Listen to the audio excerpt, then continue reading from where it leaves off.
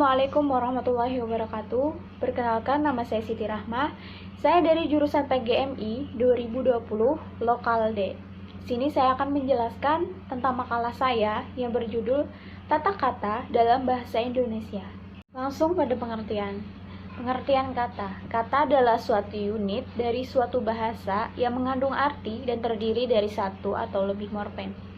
Kata merupakan bahasa terkecil yang dapat berdiri sendiri. Umumnya, kata terdiri dari satu akar kata tanpa atau dengan beberapa efiks. Gabungan kata-kata dapat membentuk frasa, klausa, atau kalimat. Berdasarkan bentuknya, kata bisa digolongkan menjadi kata dasar, kata turunan, kata ulang, dan kata majemuk. Selanjutnya kita akan pelajari tentang macam-macam kata berdasarkan bentuknya. Yang pertama adalah kata dasar. Kata dasar adalah kata yang menjadi dasar pembentukan atau dapat diartikan sebagai kata yang belum diberi imbuhan. Dengan kata lain, kata dasar adalah kata yang menjadi dasar awal pembentukan kata yang lebih besar. Contohnya adalah makan, duduk, pulang, tinggal, datang, minum, langkah, pindah, dan masih banyak lagi contoh yang lainnya. Yang kedua adalah macam-macam imbuhan. Nah, macam-macam imbuhan ini ada 3, yaitu awalan atau prefix, yang kedua sisipan atau infiks, yang ketiga adalah akhiran atau sufiks. Yang pertama, awalan atau prefix adalah imbuhan-imbuhan yang diletakkan pada awal kata dasar. Nah, imbuhan-imbuhan yang termasuk ke dalam awalan atau prefix ini adalah me, ber, ke, di, pe, dan ter. Nah, contohnya seperti me, yaitu menyapu. Karena sapu itu adalah kata awal, yaitu benda setelah mendapatkan imbuhan me, maka akan menjadi sebuah kata kerja, yaitu menyapu. Yang kedua adalah sisipan atau infiks. Nah, sisipan adalah imbuhan yang diletakkan di tengah kata dasar. Kalau yang pertama tadi ada di awal, maka ini ada di tengah-tengah. Nah, jadi sisipan adalah imbuhan yang diletakkan di tengah kata dasar. Nah, bentuk-bentuk sisipan antara lain dan Nah, contohnya itu seperti pulangi mainan yang kau pinjam kemarin. Pulangi berasal dari kata pulang yang mendapat imbuhan infiks yaitu i. Pulangi. Selanjutnya yang terakhir adalah akhiran atau sufiks.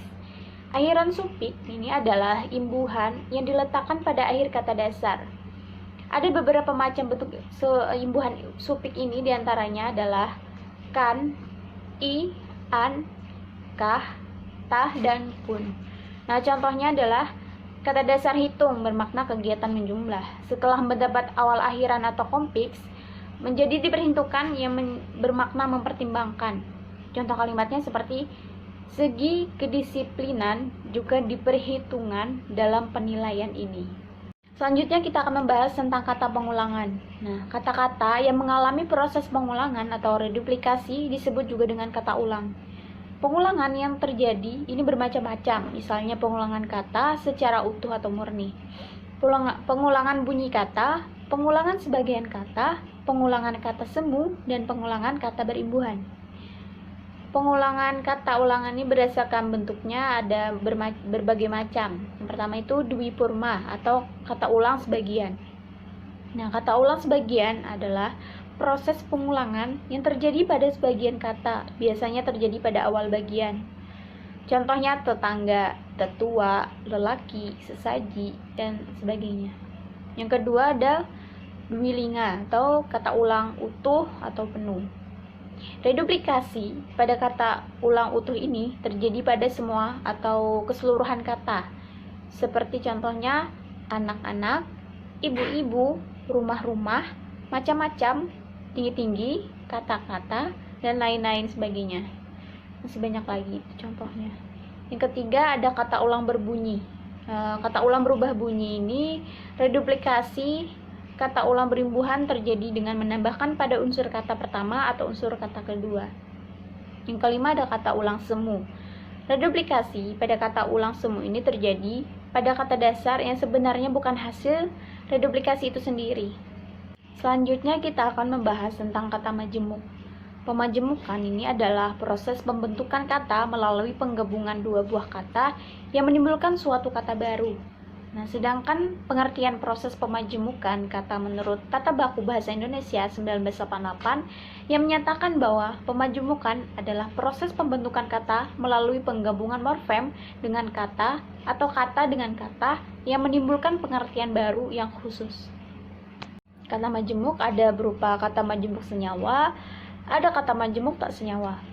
Nah, kata majemuk senyawa ini adalah kata majemuk yang cara penulisannya dirangkaikan seolah-olah telah melebur menjadi satu kata baru. Misalnya seperti matahari. Nah, selanjutnya kata majemuk tak senyawa. Nah, ini artinya adalah kata majemuk yang cara penulisan morfem-morfem dasarnya telah terpisah. Misalnya sapu tangan, kumis kucing, atau cerdik pandai. Yang terakhir adalah kesimpulan. Kesimpulannya adalah kata ini adalah suatu unit dari suatu bahasa yang mengandung arti dan terdiri dari satu atau lebih morfem. Kata adalah bahasa terkecil yang dapat berdiri sendiri. Sekian dari saya. Mohon maaf jika ada kesalahan.